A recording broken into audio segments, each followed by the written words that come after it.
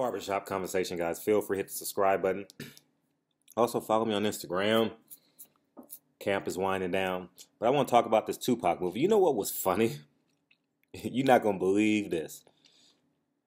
I'm in a car with another boxing person, another boxing celebrity. Guess who I see walking to the Tupac movie with his team? My movie started at 8:15 tonight.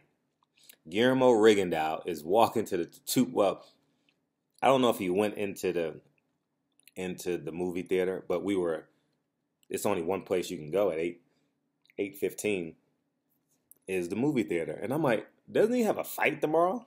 So and I was like, is the movie gonna be a subtitles? But they were going somewhere at 8:15. They were walking towards the movie theater. I assume that they were going to see Tupac as well, but I don't know. I don't know if Guillermo Rigondeaux understands English and just can't speak it, or either two. But anyways, I saw Rigondeaux walking towards the movie theater I was late. At about 8:25, I saw him walking towards the movie theater. But anyways, and he has a fight tomorrow in less than 24 hours. So I find that kind of intriguing that he would go to the movies or be out that late. So let's talk about the movie. I'll tell you what I'm really proud of. Black men telling black stories. You know, Benny Boom, and there was another director as well that was on the project. And but no buts yet. It looked like there was a lot of first-time actors in this movie. It wasn't an emotional. It lacked emotional connections. I had more of a emotional connections with the songs than I had with the characters in the film.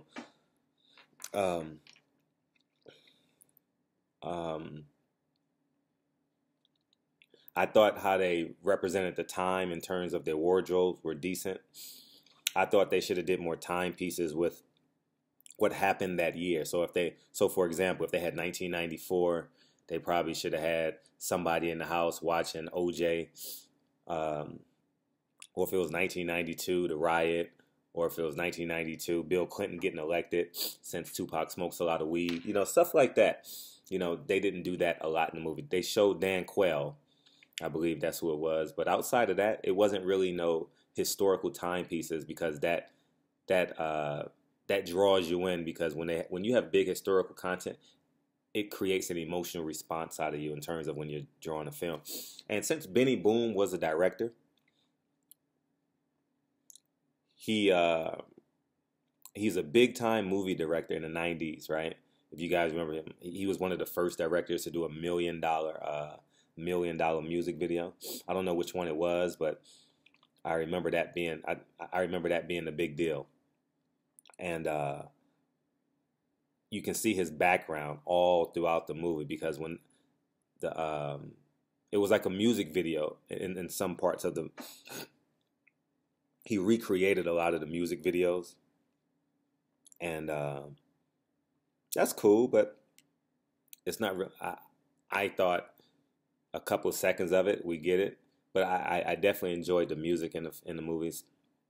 Maybe if it played a little bit too long, I don't know, but overall, honestly, the movie is like a C plus. C plus, real talk. I'm just being honest. I couldn't. Okay, in biopics, the greatest biopic I saw of this era was Jamie Foxx playing Ray, where I was dying. I wanted to see it again. I wanted to pay my money again. I thought James Brown was mediocre. I thought that was a C plus film. I'm just going off the top of my head some biopics that I've just recently seen.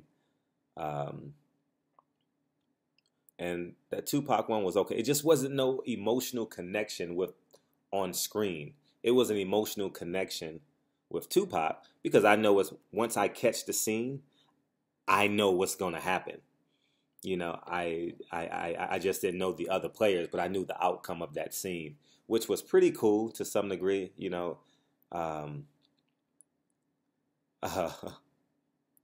I wish his mother would have been played by Alfre Woodard. I don't know. I just thought Alfre Woodard would have been great in that role. They have $45 million to do this movie. With $45 million, you can do a lot. You know, I thought they did too much with the music videos and the and the concerts. Paid too much money for that, for the extras and all that, because every extra is $100, right? So if you got 300 extras, that's 3,000. Oh shit, not three. Well, you get what I'm saying. So, anyhow, moving forward, I wouldn't see the movie again, but I'm happy a black man did it. I'm not shitting on the movie. I'm proud of the film. Benny Boom is going to get better as a director. He'll get better as a director. He needs to develop the characters a little bit more. It's not that they didn't develop Tupac. If you didn't know who Tupac was, you got a good idea of who he was, but you didn't get a great idea of who Tupac was. If you really, really didn't know who he was, I would have enjoyed it if he had a mentor in this movie. Someone he confided in with the duality of contemporary America versus his ultimate purpose and or calling. I would have liked Hill Harper as opposed to being an interviewee as his mentor.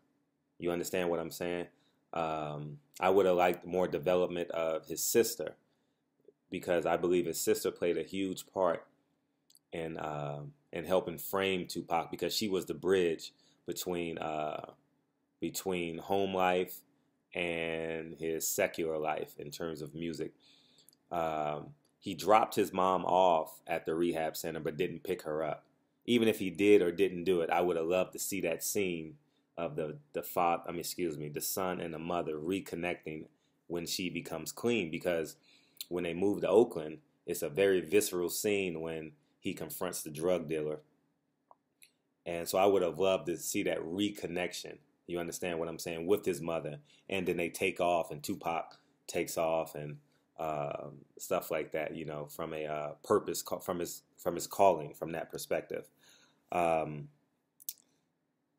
a good film. Just a good film. I definitely wouldn't pay to see it again. I probably won't see it again. But I'm proud of the fact that a black man is telling this story. Some good stuff in the film. There's one scene where, it's just ass. It just catch you off guard. Whoa, this girl has so much ass in one of them scenes. When it comes up in the comment section, feel free to comment on that. How they dress was real accurate. You lose sight of the fact that Tupac died in 1995, 20 years ago, 22 years ago, something like that. It's pretty astounding. You know what I mean? Like, you think you're going to get to the 2000s, but you're really not, because he's so current right now. He's so relevant that you forget it's been 20 years, man. I was in college. I was a freshman in college when he died. And, it was my first week, and I was like, wow, Tupac gone.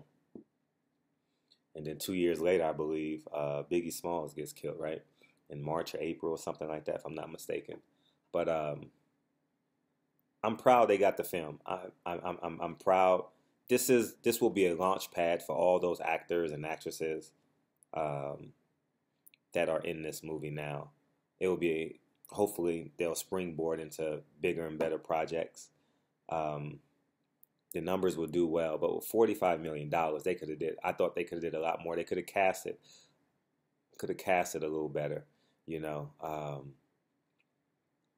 I would have liked this. I don't know if I missed it, but I would have liked to see he and Jada Pinkett in their relationship. I don't know if they ended it, but it looked like they were best friends. So I would have liked either end it or